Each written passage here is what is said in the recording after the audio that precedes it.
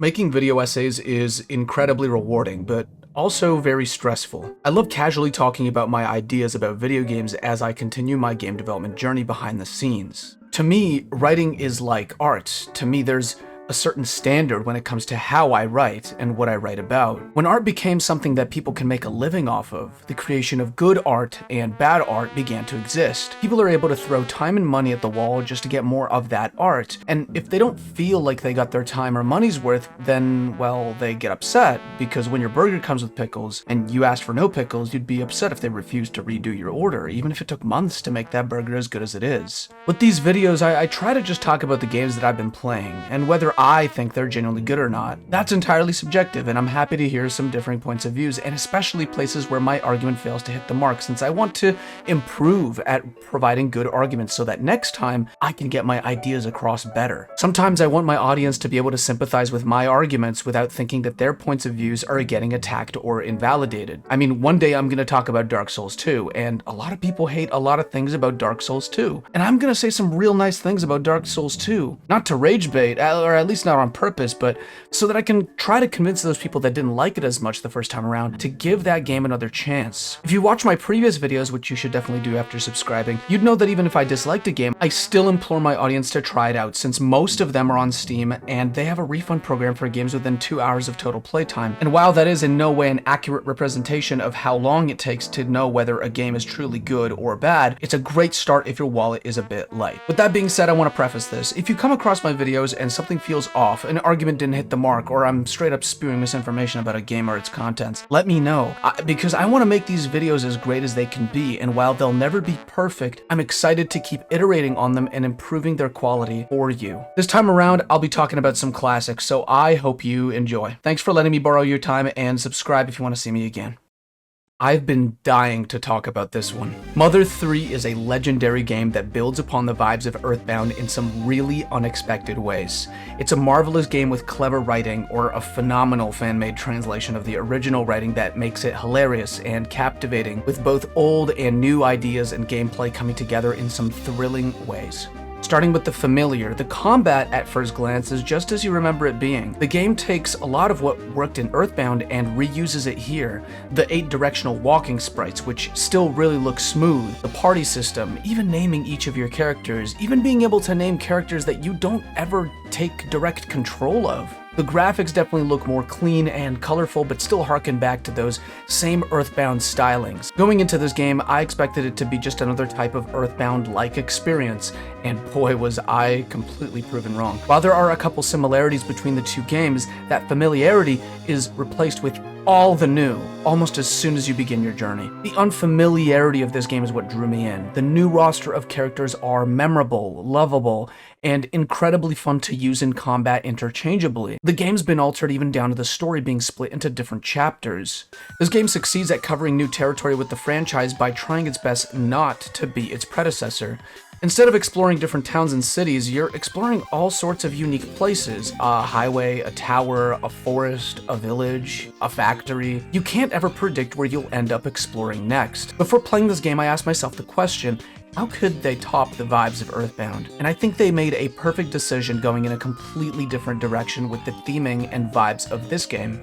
And I couldn't be more excited to keep playing it even now as I'm writing this.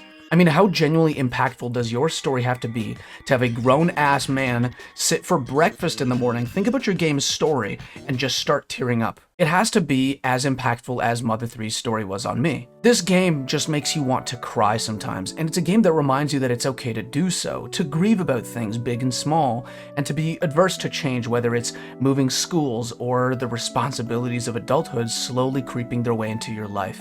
Mother 3 is all about grief and change, which is why its vibes are different from its predecessor. With that, it's able to put a different scope to its story, characters, and even its gameplay. It subverts expectations of Earthbound fans intentionally and still lives up to the high bar Earthbound already set. Earthbound's themes are more about cosmic horror, cosmic irony, destiny, and hope beyond all odds. Earthbound feels weirder. Like I said in my March video, which you should definitely watch after subscribing, people speak weirdly to you, and sometimes don't even make any sense at all. While both games aged pretty well, I think Mother 3 ages even better than Earthbound. The fact that it's supposed to run on a Game Boy Advance is so surprising, especially since it feels so advanced, even beyond the GBA. The music is compressed, sure, but it's still extra clear. The sprites are all so well colored and stylized, you'd think that they were pushing the very limits of GBA hardware. Lastly, the animations are incredible and expressive. Each character has 8 directional walking animations, but also 8 directional running animations too. You get to see Duster using his classic wall stapler technique. The rope snake has a whole animation for using it, and there's plenty of awesome cutscenes. Everything feels much more alive than it did in Earthbound, where a lot of things you would speak to or interact with simply had 2 flipping sprites to make them look like they were moving. Because of pixel art becoming such an indie staple in the last decade and a half, I forget I'm playing a game from 2006. The fact that it was released so late on the GBA is probably why it never got an official localization. I'm just happy that we got the localization that we did, and I think the localization was done so well to the point where I don't think a re-release of the game could top how good the dialogue is. Pretty much every joke landed for me and aged just as well as the rest of the game. I'm glad that Mother 3 is still able to throw those funny moments at me while making me feel genuine emotion for the characters, the world, and the overall plot. But what is it about this game that makes it impact someone to the point where they're fighting back tears at a breakfast table? Now is where we're delving into spoiler territory. I mean, I'm not going to delve too deep, so realistically, you could keep watching. Chances are you won't retain much of the specifics anyways if you haven't tried the game yet. So I'm gonna give you like 3 more seconds. The theme of grief is woven into the entire structure of Mother 3. Weirdly enough, it takes a much longer time to get the ball rolling with the story, since the build-up to me having to play as the main character Lucas took about like 6 to 8 hours. That doesn't mean that the game is completely wasted for the first 6 to 8 hours. No, it sets up protagonists, shows the mysterious evildoers doing their evil stuff, and it also sets up Lucas's backstory by beginning with none other than the journey his dad took to try and find his kids and wife in a forest fire. Hey fellas, post-editing me here. Just wanted to quickly let you guys know that Flint originally went into the forest fire to save Letter and Fuel, and to help with the immediate crisis. It was only after that crisis that he realized that his family hadn't made it home safely yet. So keep that in mind going forward if you've already experienced the story and I got all the details wrong. You get quite a bit of a tutorial here about basic combat, using items, and even the awesome running mechanic. I don't know if you could tell, but I really love the running. You spend so much time with Flint that your goal of finding your family is present for a long enough time for you to start tearing up when you eventually find them and give them a hug. Except that's not what happens. That's what I thought would happen. In fact, I didn't know this game had the balls to do what it did next, but it was perfect in such an evil way.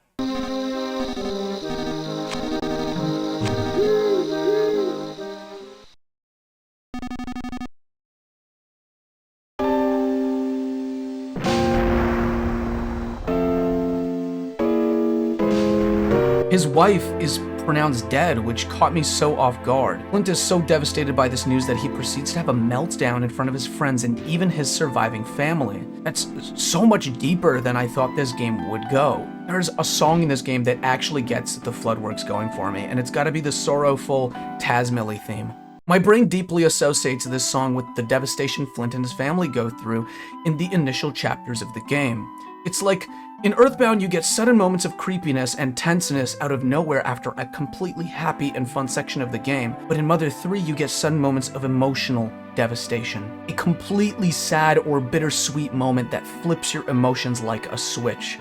Later on, Flint gets to go face to face with the creature that supposedly killed his wife and potentially his son too. And it didn't do it of its own volition. In fact, it was in a way brainwashed to do so. So when its own little baby Drago jumps out, you can't help but get sad again, hoping that Flint does in fact hold himself back from killing the baby's parent in front of it. It was when the parent shed a tear that I began tearing up too. I don't fucking know why, don't ask me. This game is just so sad on so many levels. And it's also something you can only experience when you play the game for yourself. Later on in the game, we get introduced to the most adorable monkey ever seen in a video game. Salsa's story starts off just as tragic, with him bound to an abusive man that uses a shock collar on him, being separated from his girlfriend and just hoping to get reunited with her. The storyline may sound a little absurd, but Salsa is such a good comfort character, but even the comfort characters don't get free passes in this harsh world. As you progress through Salsa's story, he meets our wonderful main cast of characters and breaks from his bonds and runs away with the crew to look for his girlfriend. I mean, how heroic is that? That's just so fucking sweet. The grief that this game carries around is directly affected by the change that happens in the world. The reason why this game is chaptered is so that the world can change alongside the story and the characters. Lucas eventually grows older, time passes, and Tazmily Village, the village from the beginning of the game, transforms into a bustling town. Instead of gravel roads, you now have a train station, walkways, and new faces all around. Later on, when looking for the missing Duster, you find out he's been hit with amnesia and has taken up playing bass for a band called DCMC. Then you play rock, paper, scissors with his group to see whether he should go with you and try to remember who he is, or stay with them and be Lucky the bassist for as long as he can. Once you inevitably win the silly rock, paper, scissors game, you leave the club with Duster and they play him a farewell tune as he goes. Here's where I have to say that the soundtrack obviously slaps. I mean, it not only stays catchy and memorable throughout, but it also really amplifies that sadness you feel when you're in those sad moments. This game is in part carried by how good the music fits and how good it sounds even when it's compressed on a cute little Game Boy Advance. The change of this game is a whole theme in of itself. While in Earthbound you're always delving deep into new territory, exploring new cities and locations, in Mother 3 treading new ground is actually a lot rarer, and they force you to run around in similar locations multiple times. While at times you're going through the same area up to 5 times, each time it feels different because of that new context that we didn't have before, that new character we just added to the party, or the location's just been completely changed since we last entered it. Tazmily Village changes a lot. You see a forest on fire at the beginning of the game, and then later it's no longer on fire. The same area feels completely different both times. Earlier in the game, a character talks about money in Tazmily as if it's some foreign concept. Everyone just gave and received and prospered that way before money came around. Later on, the village becomes a busy hub. People own televisions that are called happy boxes, but they look like they're just being brainwashed. In a way, the game is trying to warn the player about the negatives that the concept of owing someone brings, and the dangers of consumerism, as well as how it's commonly promoted in our society through technology. Each chapter in the game is there to be a dividing line in time, signifying that change that the world and characters are going to go through. Every single part of the game feels distinct, disconnected from previous ones, like moving forward, shedding old skin. The change of this game, however, is not only signified by the amazing story this game has to offer, it's also shown in large part by the gameplay itself. I mean, hey, you can run in this game. You couldn't do that in the previous one. The art style, while it is very similar to Earthbound's, is completely different in some ways that make the two games distinct from each other. The menus look a little different, yada yada. I mean, obviously the sequel is going to have some different base changes since sequels need to evolve a little. It's just most of these changes really hit the mark this time around. In Earthbound, you're always rotating through the same 4 characters, very occasionally losing Paula, Jeff, or Pooh,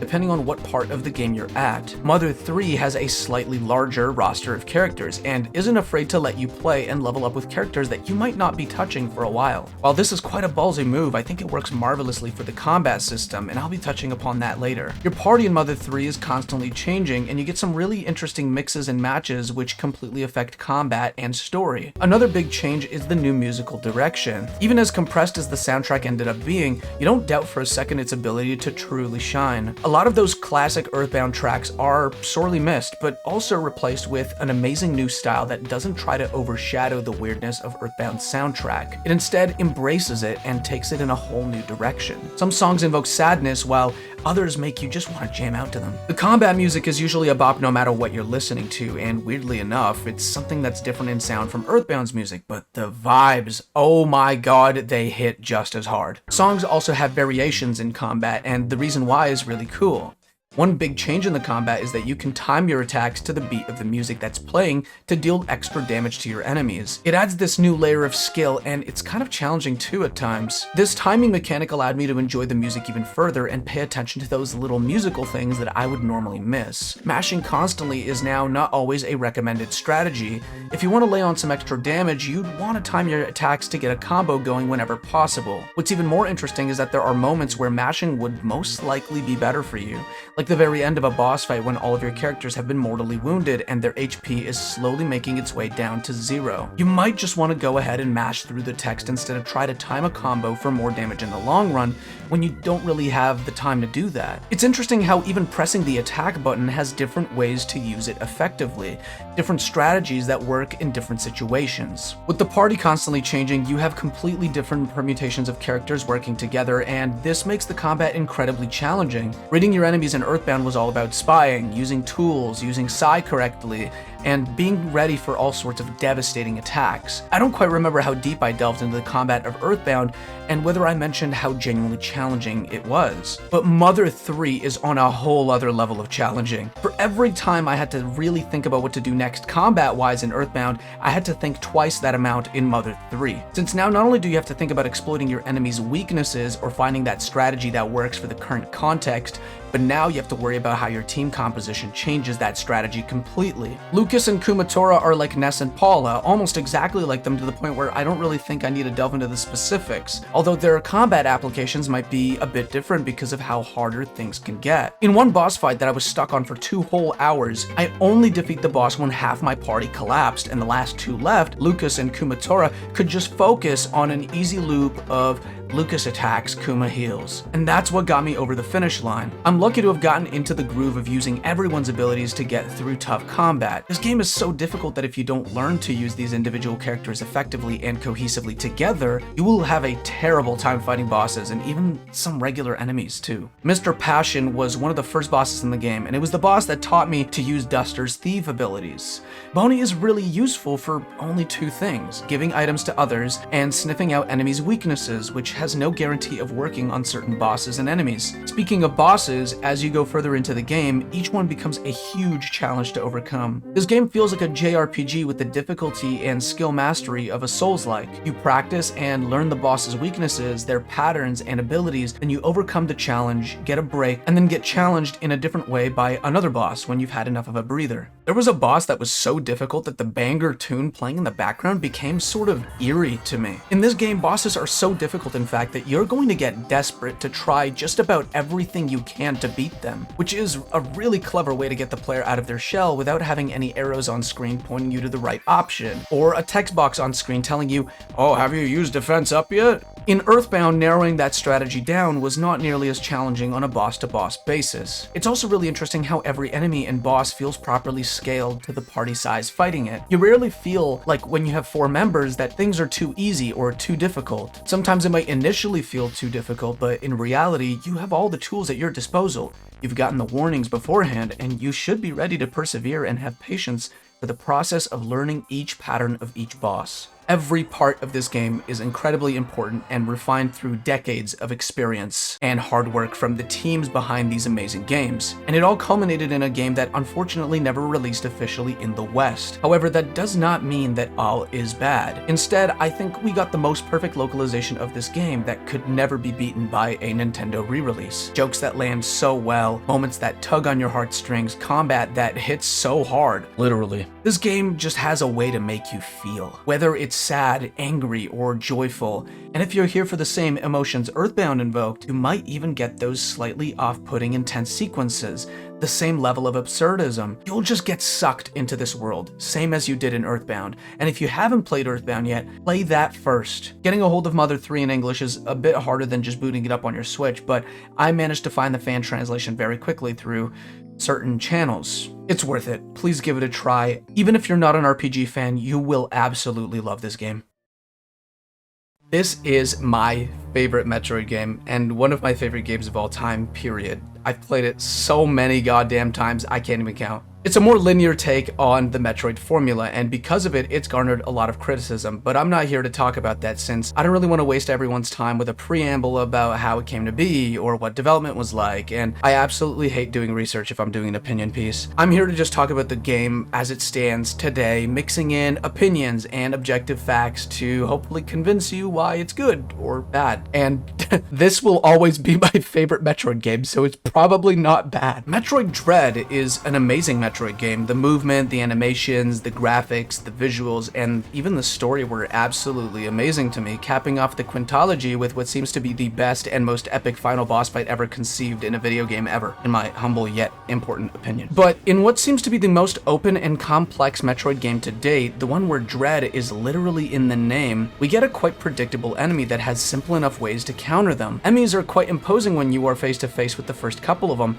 but later on you learn to adapt to their individual gimmicks. You learn to stay on your feet and move quickly through the enemy rooms. You know exactly what your enemy is from the get-go, and you know exactly what their purpose is. While they're incredibly cool in design and their animations are amazing, they lack that element of the unknown that they probably should have had, because in Fusion, you have a singular antagonist, an enigma, something you get glimpses of but never truly understand. Emmys were at the forefront of Dread's marketing to the point where they're plastered all over the box art. Fusion has the advantage here. Going into it, you can't possibly predict that another parasitic version of you will be roaming the halls and could pop out of anywhere at any time. When you inevitably see it wandering around for the first time, you'll figure out the real dread that Metroid can instill in you. I'll never forgive them for missing out on the potential genuine dread that would have come from seeing an Emmy or multiple Emmys be infected by an X-parasite. It would have been a crazy, exhilarating experience to have an Emmy you just destroyed become an infected and invincible enemy, slower in movement but able to chase you to any end of the world. All they'd have to do is introduce some sort of biological element to the Emmys, which by Nintendo lore standards is pretty easy to change as far as I know at least. The Emmys are very unpredictable and unscripted within their respective areas, which is basically the only reason they can still be imposing at times. Meanwhile, in Fusion, the encounters are a lot more scripted, but that's why the first playthrough will always be the one that stands out. So why did I return to it if nothing will compare to that first playthrough? I mean, hey, the game is just really fucking fun. It's your usual Metroid game, only it's a lot more linear. It's very difficult, and to an extent, it's still a maze, except you just have objective markers and navigation rooms giving you the rundown on what's going on. And that's where the magic happens. This is also where I should probably mention that this was my very first Metroid game, so for me, I never got to experience the core Metroid formula. But even after having experienced it, Fusion holds up really well on that front too. The only thing that disrupts the initial flow is that glowing objective marker and the navigation room hinting at your next objective. And I really love what navigation rooms do in the grand scheme of things. Usually stories are a lot better when they show and don't tell. This game does a bit of both, and it is probably one of the best cases of a game showing and telling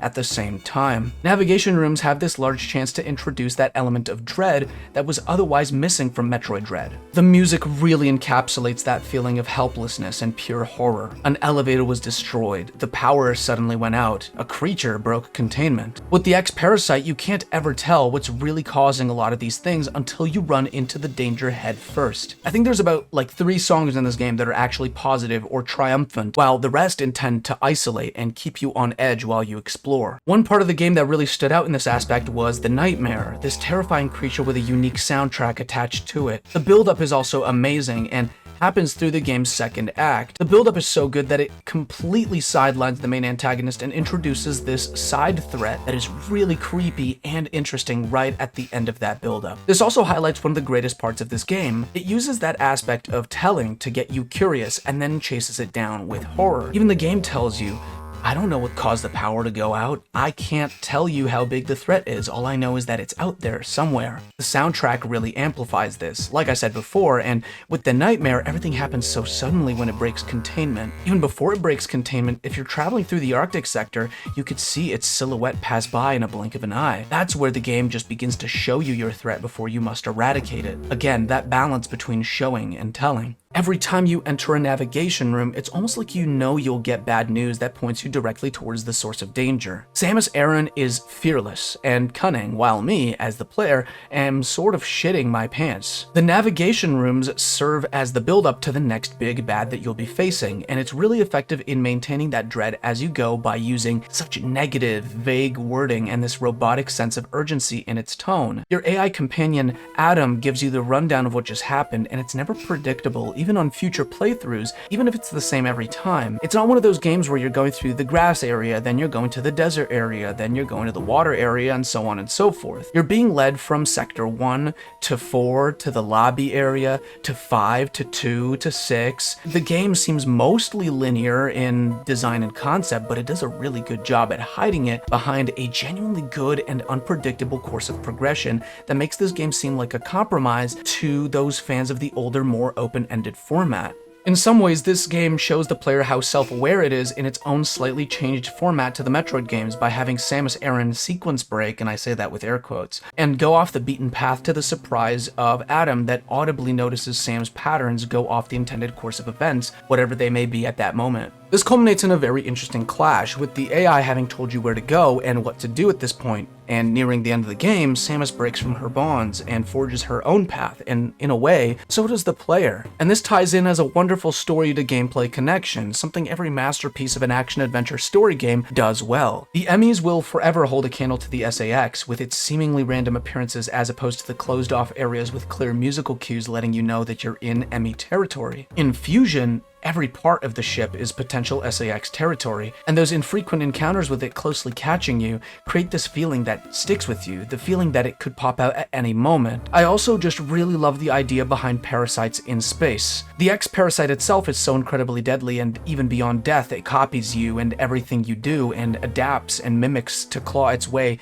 to potentially every corner of the galaxy. It's the biggest threat the Metroid universe has ever seen, and you're stuck on this space station with it and all the potential things that could happen in that scenario. Then the telling comes out again. In a certain part of the game, the navigation room AI Adam will straight up tell you that the SAX is tracking you, and that once you're done with your current objective, you have to leave the place you're currently in. That's so fucking terrifying, knowing that this thing is right on your tail and can pop out at any minute. The SAX was intended to be a source of horror, no doubt. The more I look into this, the more I realize that a lot of people mirror my sentiment, and the more I realize that Metroid Dread's dread comes more from Samus having all the odds against her on planet ZDR. For all the slander I've given Dread's vibes, it still has a great couple moments, like the fact that Adam is so weird and cold, which creates a cool twist at the end, even if you never picked up on the little details. But Fusion also literally has all odds against Samus, no one to trust, with Adam getting surprised and hostile when Samus bypasses security locks without consulting with him first, saying stuff like, "From now on, you will use more discretion." Now, at the end of writing this entire section, I decided to finally take the word dread literally. You are scared of anticipating something in Dread. Meanwhile, Fusion was all about the unknown. Putting it in that perspective, it makes total sense as to why Dread was not as scary as Fusion. It wasn't meant to be, and that's okay. But I can't shake the sheer impact that Fusion has left in my brain. Because of that, it will always be my favorite Metroid game, right behind Super Metroid. In our youth, we are gifted with dreams and ambitions. At our death, we are left with realities and regrets. Thank God I'm still young, since in Blueprints, your dreams and ambitions are the main driving force behind everything. Blueprints is a roguelite about the future, not literally, but in a figurative way. It's a game in which you're always thinking about the future, what it could bring, what it could mean, what you could do now that would help you later. This is also the weirdest roguelite I've ever played in my life, and I love a lot about it. Going into this game immediately, you'll notice how quiet it is. It's got no enemies, nothing to fight, and the muted blue color of the outdoors even makes the outside seem isolated, alien, and quiet. Everything just feels empty and off-putting, and the music that occasionally pops in when specific things happen, and when the silence becomes just a bit deafening, it really adds to that feeling of loneliness, isolation. This entire game, this entire experience, is a lonely labyrinthian puzzle. Even the songs are quiet too. Your footsteps are quiet and echo throughout the corridors. Sometimes you can feel the whistling of the wind in nearby outdoor spaces, the buzzing of the lights in the dark room if you turn them on, and the squeaking of shoes in the gymnasium when you run in there.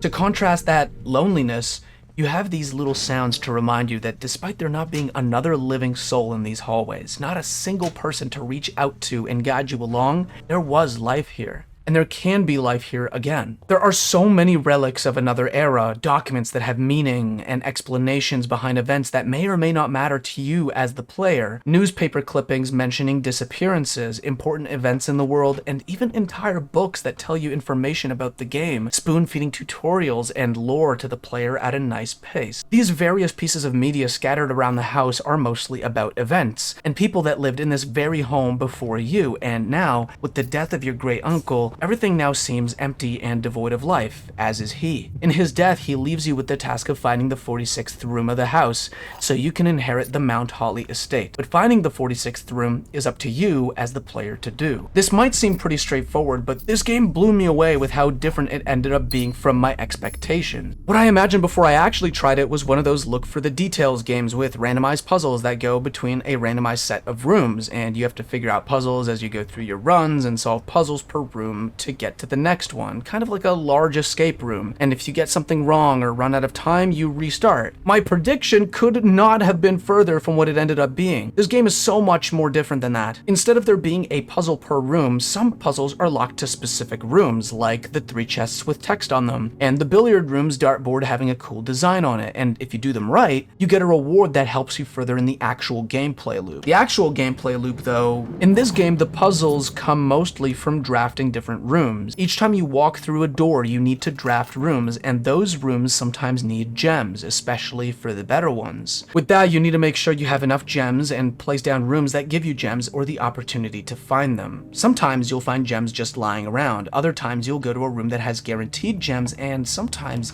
you'll need to use your coins to buy gems from the commissary or buy your way towards getting more gems some other way. Some rooms also have guaranteed coins, and others can spawn coins, but only sometimes. There are other ways to earn coins too, just like gems, with puzzles and complicated, convoluted ways that you naturally pick up on by mixing and matching rooms and strategies together in a way that makes it possible for you to get rich easily, or at least use up less money when buying expensive things you might need. Lastly, you have keys. The deeper you are into your run, the more often doors can be locked, and may require keys to open them. Keys can be found through the same channels as before. These 3 items are the main resources you need to be stocked up on as you draft rooms and travel around the estate, but none of them are as important as footsteps. You start with 50 and lose 1 footstep for every room you move into. Once you reach 0, your screen fades to black and you're forced to end your day. This is the most important resource, as you're constantly using it and trying to figure out how to restock on steps, whether it be through bedrooms or exquisite dishes. Having to manage all these resources is a puzzle in of itself. On top of that, there's the additional puzzle of drafting the right rooms at the right times. If you get your hands on one of the game's many tutorial books, it specifically tells you that drafting rooms that give you gems early on is one of the best strategies, as later on you'll need those early game gems to draft useful rooms that put you ahead. You're never guaranteed to get any specific rooms in the first place, so you might have one run through the estate look more gem-centric while completely lacking in keys. Maybe a certain run will give you more coins, but you spent your gems early on and can't draft rooms in which to spend your money effectively. A lot of this game is focused on the future, planning effectively, thinking and getting excited about what you could potentially uncover, anticipating certain outcomes, moving forward. If you can't figure out something now, wait until the future and you'll figure it out eventually. Some changes to the estate are permanent, forever dictating the strategies and plans you make in the future. Some rooms and items give you effects and boosts that only take place on the next day.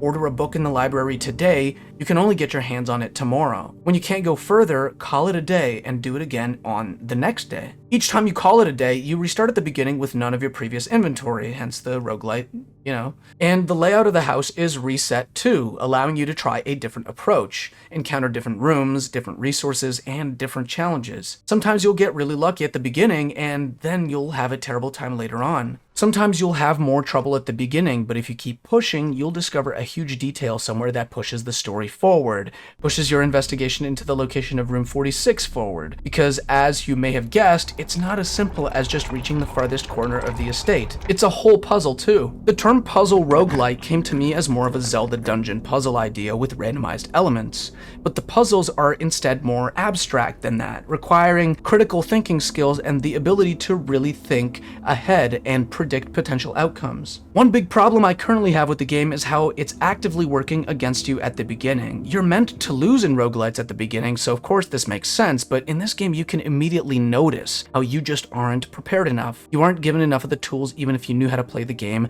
relatively well, to beat this game fast. While other games hide it pretty well, like in Isaac, where no matter what items you get, if you just try hard enough, you could get to the first final boss on your first attempt for a first-time player. This might be incredibly unlikely, but still, it seems like a possibility, whereas in Blueprints, you'll need to have really good luck and great planning skills on top of that to make it to room 46 on your first attempt. It's only after that first attempt that you get access to new rooms, new experiences, and upgrades that are required to get to the finish line without having to rely entirely on RNG. Going further into the randomness of this game, either I'm just not great at thinking that far ahead, or it's genuinely impossible to predict which runs are going to be dead and which runs are going to be incredibly successful from the get-go. Best way I can explain it is how some speedrunners play games that have a random element to them right in the middle of the game, and if they hit that chance, the rest of the run is a piece of cake, but if that one chance doesn't hit, they'd have to reset, wasting hours of progress. Blueprints has a similar problem where you'd be going through the mansion and you'd get real unlucky right where you needed to be. Other times, a blunder you made 10 minutes ago has now come back to bite you, and it honestly seems like that's this game's biggest problem. The reason I'm willing to overlook it is because of the fact that I've never seen something like this game before. It tried something new, something risky,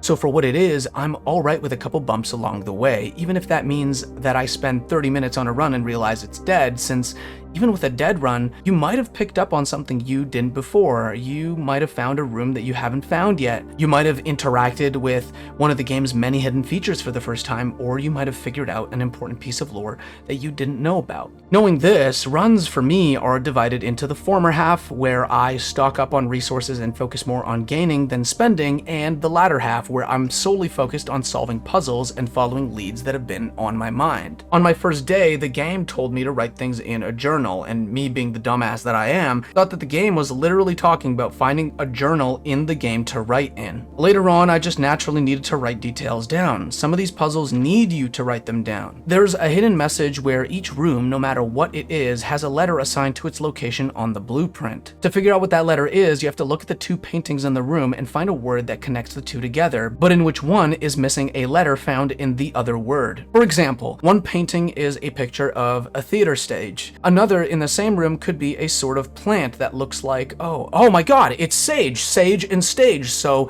the missing letter here is T, and I would write that down in my little blueprint map that I drew in my sketchbook in my room at my desk. Some of these paintings are hard to connect, but man was it satisfying when I would be looking at two pictures for upwards of 10 minutes trying to figure it out, and then everything just clicks. To even begin this puzzle, I had to look at a map in a specific room. I don't even remember what room it is, with one filled out letter with two words attached to it, and from there, I would take a look, theorize, connect dots in my head, and then begin working on the puzzle once I'd figured out the beginning. That puzzle was genius. It was like a project at a certain point, just working on it. I would take a run that seems dead just to open up random rooms and look at the paintings that are in each room, so that even if I can't spend this time to look for room 46, I can always use this time to solve those other puzzles and tie off those other loose ends, or at least work towards that. Like I said before, some rooms have puzzles of their own that are confined to that room, but they could have lasting effects on the entire estate that persist on future runs, like the pump room and the boiler room. Good thing that these changes persist between runs, so in case you're fine with a certain solution to these puzzles, I mean there's multiple depending on what changes you want to the house, you can just keep using that same solution without having to redo the puzzle and get annoyed that you're spending so much time in one room. Some of these puzzles are incredibly hard too, like they really get you thinking about your surroundings, about what things do, and I love it. The puzzles force you to pay attention to the details in the game, and the art style really helps that too, since the game's art looks awesome. Simplistic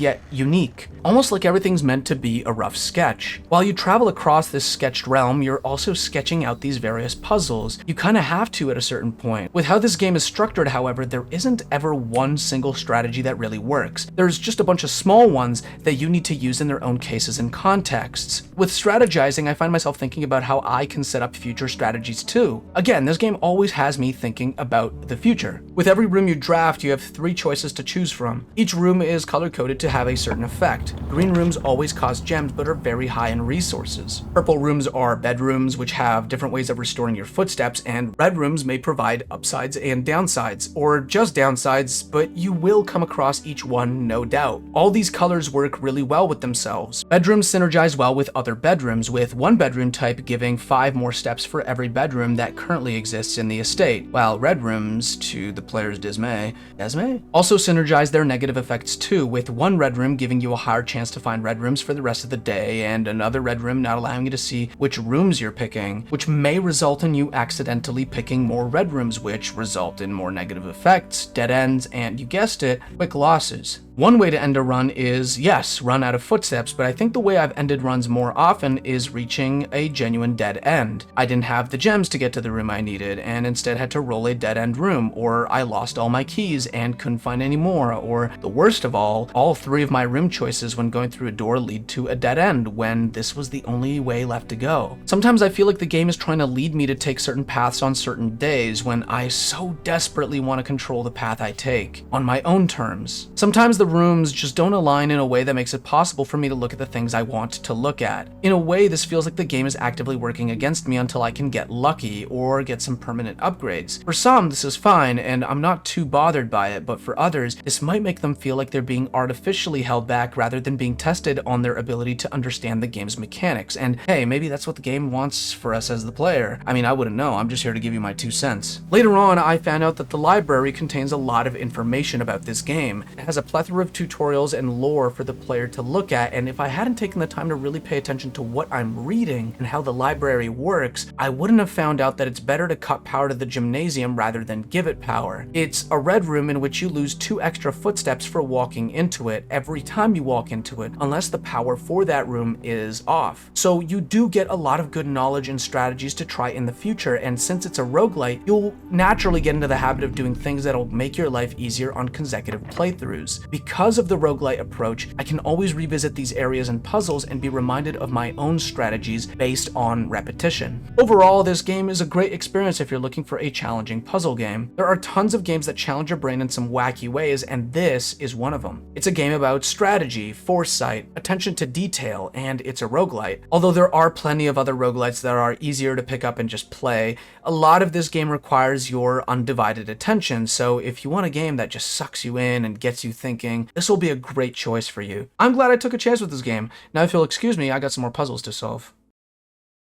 Originally, I was going to write an entire section on this game since I've been playing it since about 2014, so I have a lot to say. I've played it without DLC, with DLC, with friends, without friends, but one thing I never did until last year was get to play on Ultimate Vault Hunter mode. This mode is locked behind beating the game twice. I mean, I was really excited to play this game on a whole new layer of difficulty and to be able to level up my characters beyond level 60 all the way to level 80. What I didn't know is how absolutely dreadful playing on Ultimate Vault Hunter mode is. This game's gunplay is really hard to genuinely dodge a lot of the time. All the AI is very aggressive, and the only time I have a good experience with UVHM by myself is when all the enemies are melee attackers, since I can always get some distance and begin my barrage of slag grenades and bullets. Enemy gunners are incredibly unpredictable and on UVHM are super accurate. I think I spent more time in Fight for Your Life than I spent alive in total. I played as Gage and she's got this cool mech called Death Trap that fights for her. Usually he's really helpful and can save your ass quite a bit. On UVHM though, his effectiveness goes from, wow, I don't think I need to invite my friends after all, to even if I had 3 mechs, they'd be fucking useless. Enemies still target you if Death Trap is out and about, and while he can distract a bunch of enemies for a bit, his health is never adequate enough to come out on top, and his damage barely makes a dent in enemies, even when they're slagged. The 2 big differences in UVHM is that enemies now regenerate health pretty quickly, and they take reduced damage, unless they're affected by slag, which is this purple shit. I'm super lazy and hate switching guns all the time, so I found a perfect slag grenade that does what I need it to do. Home in on enemies and slag them pretty well so that I can spray and slay. Other than UVHM, this game is home to me. I'm so used to the characters, the locations, and the setting as a whole. Some of these jokes still land really well, and the gameplay is just a worse version of Borderlands 3, made better by genuinely good story, dialogue, and one of the most notorious villains ever written in a video game, Handsome Jack. I'm planning on playing Borderlands 3 a bunch and then heading on to 4 when it comes out later this year. I hope it's good, and I mean, if it isn't, it'll make for a very interesting video one day. One can hope the game can be good and still make for a very interesting video at the same time. Only time will tell. I think what worries me the most about Borderlands 4 is if they go too heavily on the supposed darker tone and completely forget that Borderlands is supposed to take itself half seriously. I mean, Handsome Jack was a ruthless villain, but he was hilarious at the same time. They could flip a switch and he goes from charming and funny to an abusive psychopath that was in fact doing some real dark shit. With Borderlands 3, they completely missed the mark with the writing. Marvel-esque epic moments being bogged down by dumbass jokes that aged super poorly, awkward execution, and just overall terrible writing. So yeah, Borderlands 4 is quite interesting since we can never truly know if it'll be remembered as a good game or a bad one, at least not until it releases. Other than that, I think I've said everything I want to say about the games I played in the past 30-ish days. Don't forget, there's a lovely subscribe button that looks like it needs a hug from you. And if it says subscribed already, that means you hugged it pretty well. Your lovely comments, suggestions, and game recommendations go a long way and help these videos improve. And your subscription subscriptions keep me motivated to keep on giving back for free, one video at a time. And if you have some extra time, come visit a stream every so often. I play a bunch of cool games on there, and I think you'll have a lot of fun. Thanks as always for your wonderful support, and look forward to next month where I will have some more Yappuccino. Take care, everyone, and don't forget to brush your teeth.